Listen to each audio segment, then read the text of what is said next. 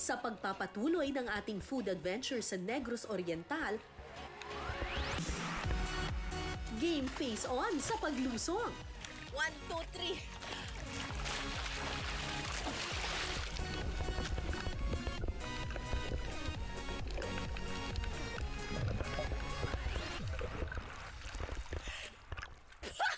Taba nito ah! Kinakain to? Sea cucumber! Nakita ko na! May put-put dito! Hindi yan nangangagat?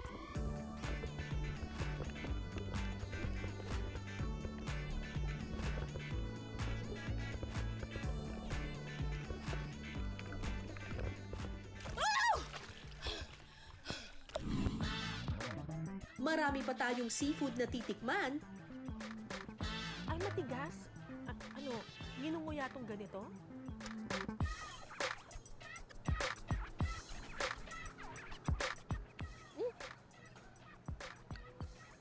Uy, in fairness ah! Parang laing. Ay, crunchy. Ano siya? Yung texture niya parang... Alam niyo yung tenga ng ng baboy?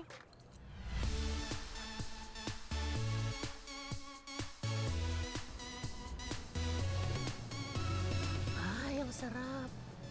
Ay, ang sarap ng sabaw. Ang sarap ng tola. Gagawin ko na nga to sa bahay. Dadayuhin din natin ang lungsod ng Bais para tuklasin ang sinasabi nilang himala. Ang tawag nila sa butas na ito, Miracle Hole. Bakit kaya? Tingnan natin kung may nahuli tayo. Ay, ano yan? Ano? Butete! Butete! May butete! May nahuling butete! Aray! Aray! Aray! Kinagat ako ng pufferfish. Sa side trip din tayo sa palengke para tikman ang ipinagmamalaking sikwate at putumayan ng Dumaguete. Ang sarap! Sarap naman ito. Tara, food trip tayo sa Negros Oriental. Noong nakaraang linggo, nangisda tayo sa Tanyon Strait. O, game na! Eto na po. Magtalon lang ako? Opo, ma'am. Okay, sir.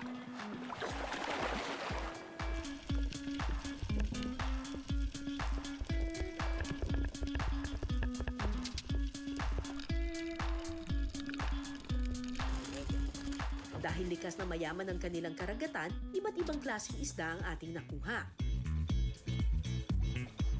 Ang tawag dito ay long-nose emperor fish. Masarap itong tinola. Tinola daw. Sweet and sour. Sweet and sour. Oh. Ngayon lang ako nakakita ng ganitong isda. At dinayo rin natin ang syudad ng Bais para makakuha ng mga higanting tahong na kung tawagin nila talab.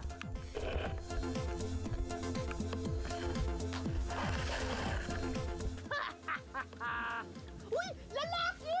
Lalaki! Nakakuha ako ng lalaki! Lalaking shell. Sana ganun kadaling kumuha ng lalaki. Pati sa Pampang, may nakuha rin tayong panlamantiyan. Meron ba? Meron ba? Ang laki nito! Ang laki! Ang laki! Ang laki! Laki nito! Yeah! Huli ka! Huli ka, Balbon! Wow! Diba? Konti na lang sa lagubang na siya.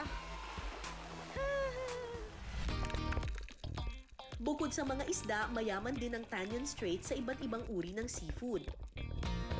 Isa na rito ang laman dagat na tila higanting uod ang itsura. Ito ang sea cucumber o balat kung tawagin sa Negros Oriental. Sa pagkuha nito, sisisid at mano-manong dadamputin sa ilalim ng dagat ang mga balat. Mangunguha tayo ngayon ng balat. Yung balat kung tawagin nila o sea cucumber. Dahil high tide na pagdating namin, malakas na ang alon kaya naman extra challenge ang pagsisid. Kita ko na. Lalim.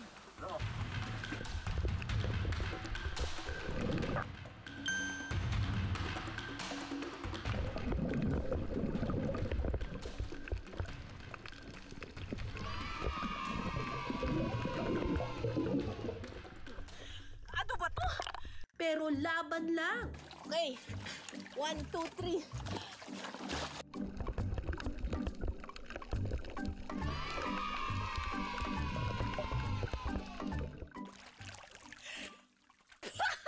Taba nito ah! Kinakain to? Sea cucumber! May isa pa dito ah! Ba't nawala? Nahirapan man ako sa pagsisid, ang importante, may nakuha pa rin tayong balat. Ano kaya ang masarap na luto sa balat? Si Chef Jerome ang bahala riyan.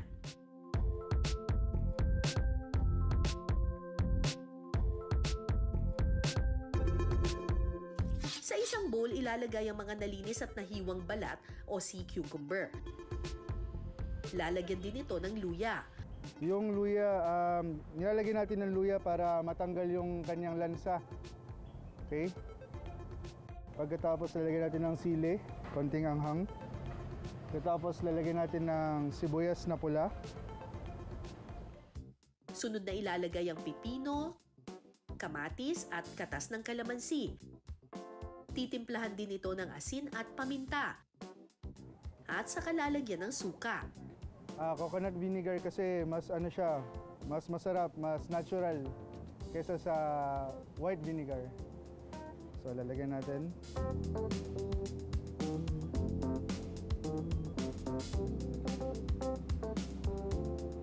Hahaluin ito hanggang sa manuot ang lasa ng mga sangkap. Lagyan natin ng konting dahon ng sibuyas. At okay na. Mga kapuso, ready na ang kinilaw na balat.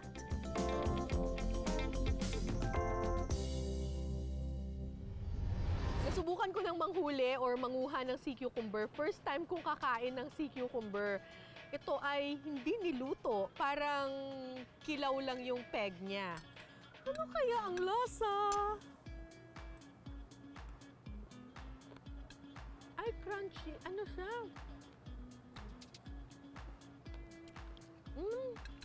Yung texture niya parang... Alam niyo yung tenga ng ng baboy? Parang ganun yung peg niya. Parang cartilage yung lasa niya. Yung tenga ng yung ginagawang sisig, yun. Ganun yung lasa niya. Hindi ko talaga nalalasahan masyado yung mismong sea cucumber. Ang mas nag-overpowering na lasa ay yung suka. Yun ang mas nalalasahan ko. Bukod sa balat, may nakita rin kaming botbot o sea anemone sa bahaging ito ng dagat.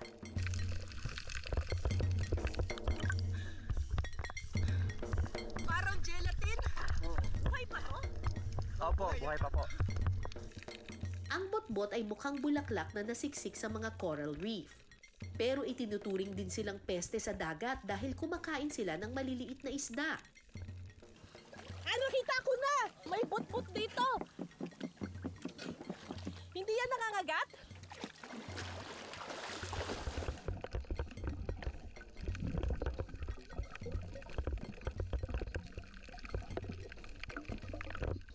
Oh! Kinakain ba talaga to?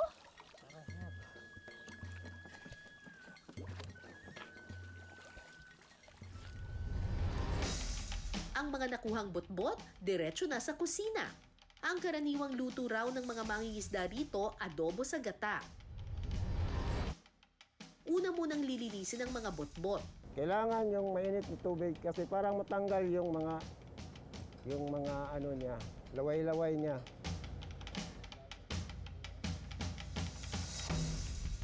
Pagkatapos nitong hugasan sa mainit na tubig, aalisin ang mga galamay nito.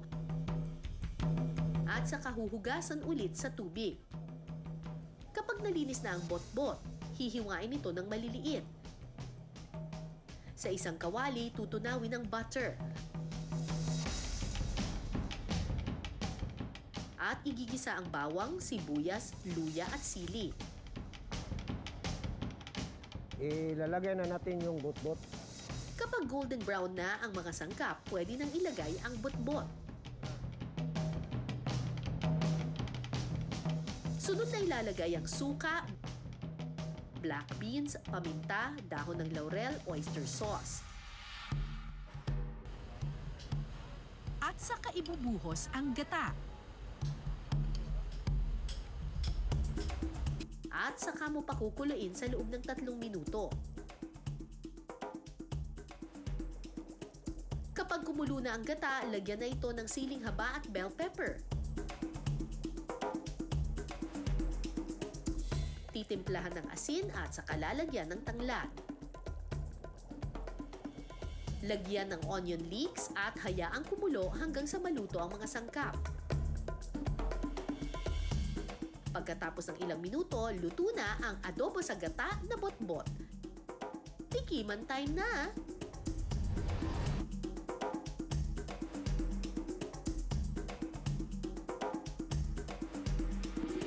Hindi siya masyadong appetizing tingnan, pero baka naman masarap. Ay, matigas? Ano, ginunguya tong ganito?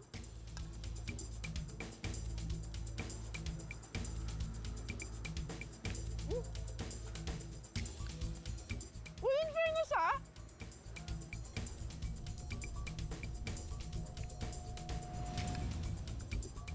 parang laing. Para siyang laing. Pero may konting aftertaste, may konting lansa.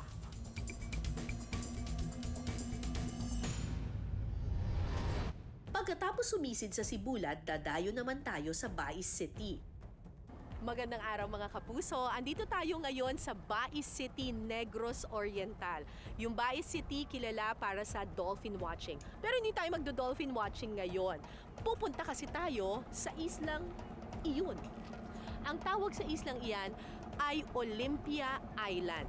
At sa Olympia, merong himala. Walang himala, pero sa Olympia meron. Meron daw sila kasi ditong Miracle Hole. Doon daw sa butas na yon, may mahuhuli raw mga isda. Specifically, maya-maya. Totoo kaya ang himala? Magpunta na tayo sa Olympia para malaman yan. Let's do it! Para makarating sa isla ng Olympia, sasakay ng bangka at babiyahe sa loob ng 15 minuto.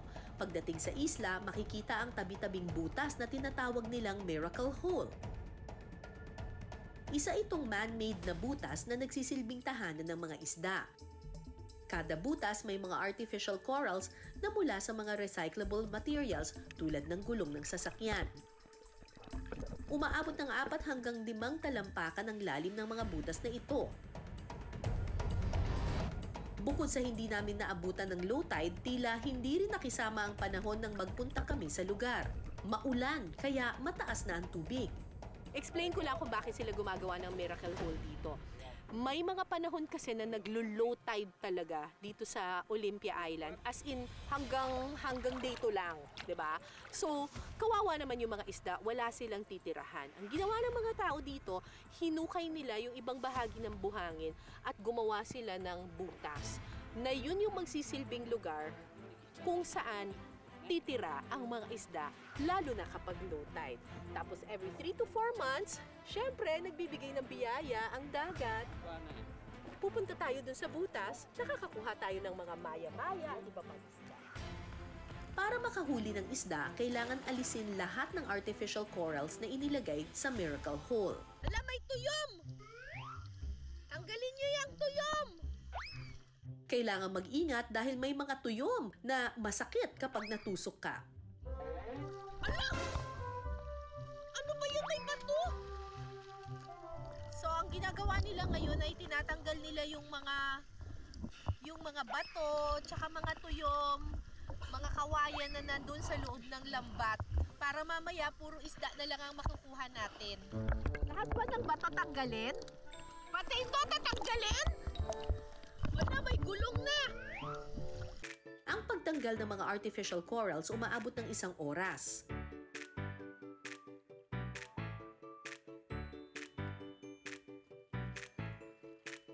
So natanggal na nila lahat ng mga obstruction, yung mga gulong, yung mga bato, tsaka yung mga tuyom doon sa loob ng butas. Ang ginagawa na ngayon ay pinapaliit na yung lambat para hihilahin natin siya sa mas mababaw. Hopefully, maraming makuhang isda doon sa lambat. Tignan natin kung may nahuli tayo. May planggana! Oh, butete! May nahuli tayong butete. Puffer fish. Oh, ang butete. Aray! Aray! Aray! Kinagat ako ng puffer fish. Kinagat ako ng puffer fish. Sorry naman po. Buti na lang naka-gloves ako. May tuyom, bahag-bahag, tsaka nangangagat na puffer fish. Kinakain ko yan, pero may kukunin na part. Ano to eh? Poisonous pag hindi ka marunong ano sa kanya. Yan, ang mga dilis. Bukod sa puffer fish, bahag-bahag at dilis, nakakuha rin tayo ng maya-maya. Ang maya-maya, perfect ingredient para sa dish na suit to kill. Meron tayo ditong maya-maya. At kasama ko dito si Chef Eric. Ang ituturo sa atin ni Chef Eric na dish ay talagang sikat dito sa Dumaguete. Yes, po. Ang tawag dito ay Sotokil. sutukil! Hindi naman shoot to kill, di ba? Hindi, ma'am. Ano yung say sutukil? Derived from Visayan word, ma'am. Sugba, tula, at saka kilaw. So ito, 3 dishes in 1 meal. Gagamitin natin ang maya-maya, isusugba, itutola, at ikikilawin. Okay, tara po, gawin na natin. Una munang lalagyan ng asin ng maya-maya. Ipapalaman sa tiyan nito ang onion leeks, kamatis, sibuyas at luya. Saka ito iihawin.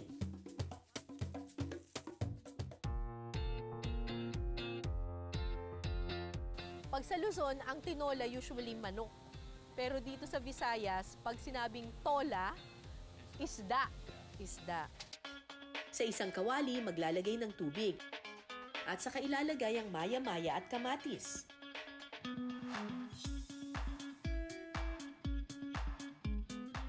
Tapos luya. Yan, tas luya. Tanggal lansa lang. Yes po, ma'am. Pantanggal ng lansa.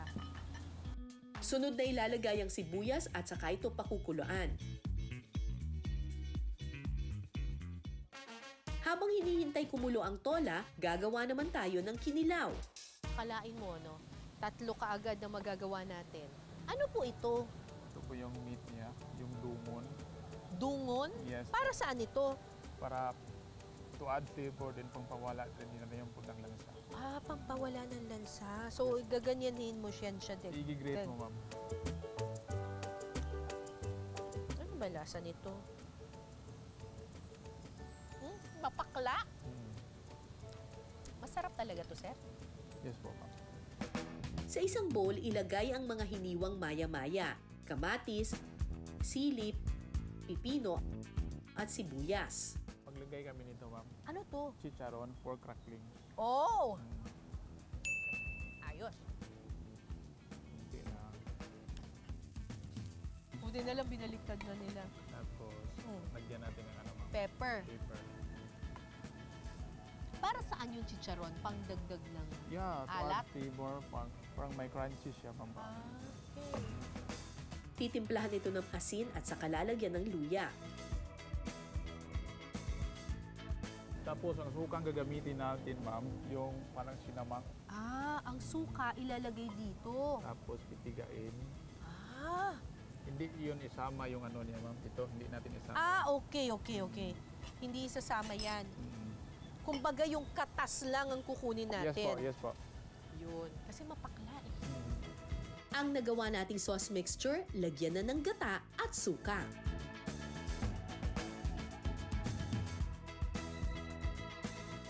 So, i-plate na natin to, ma'am. Yung kinilaw natin. Tapos, lagyan natin ng toppings na Chicharon! Yes!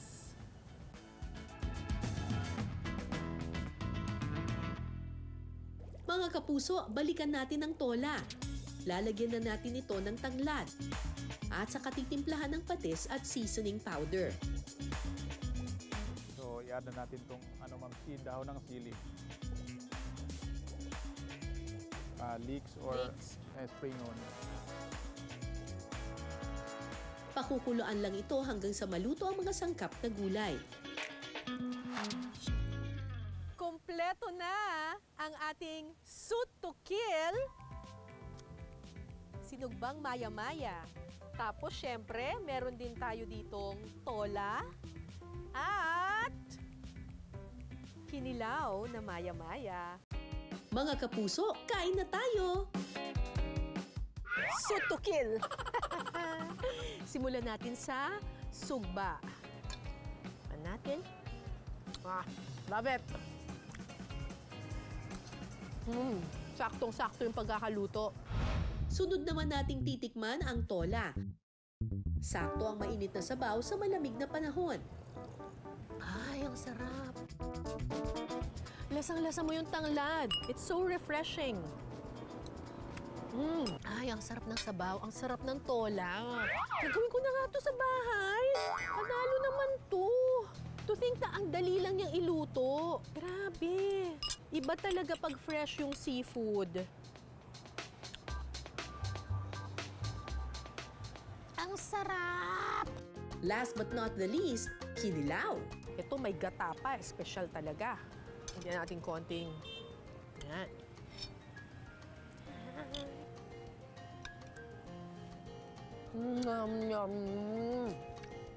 Ang sarap. Wow! Woo! Ang hang ha? I love it! Manamis-namis siya. Tapos yung suka, hindi overpowering. Balancing-balanse siya doon sa creaminess ng gata. Tapos may added na refreshing flavor yung pipino. Tapos may kakaibang alat na dulot naman yung chicharon. Hala, ang sarap nito! Di ba usually yung kinilaw pang pulutan daw, pero ako pwede ko itong ulamin. Panalo! Pagkatapos nating lumusong, sumisid, mag-swimming, manghulin ng iba't ibang mga laman dagat dito sa Negros, syempre deserve kong mag-dessert. At ngayon, pupunta tayo sa tinatawag nilang painitan. Dito sa Dumaguete, meron silang isang hilera ng mga tinatawag nilang painitan. Bakit painitan? Kasi ito raw yung lugar kung saan karaniwang nagpapainit, humihigop ng mainit na sikwate ang mga taga Dumaguete. Ano nga ba ang sikwate? Ang sikwate ay isang uri ng tsokolate. Tsokolate, hot chocolate. Yung sikwate parang, di ba, tsokolate, sokolate, sikolate, naging sikwate. Basta ganon! Sa palengke ng Dumaguete, may tinatawag na painitan. Hilera ito ng mga kainan na naghahain ng sikwate at iba't ibang kakanin tulad ng puto maya at suman. Okay, tikman na muna natin itong sikwate. Ang sarap! Mapait-pait, tapos sakto lang yung tamis niya. Hindi siya masyadong overpowering yung tamis. Tapos alam mong okay yung sikwate kasi malapot siya. Very rich, panalo. Pero medyo kulang siya ng tamis at yung tamis manggagaling sa kapartner niyang puto maya. So ito ay puto maya na may kondensada, may sikwate at meron pang peanut butter. Sarap naman ito. Parang champurado yung peg niya. Pero pampadagdag ng sarap yung peanut butter. Yung tamis na hinahanap ko dito, nakuha mo dito. So ito, mapait-pait. Tapos ito, nandun yung tamis. Sarap. Tikman naman natin ang iba't ibang uri ng suman. Nice. So nalalasahan mo yung dahon. Plain lang siya. Tikman natin itong isa. Tabok daw ito.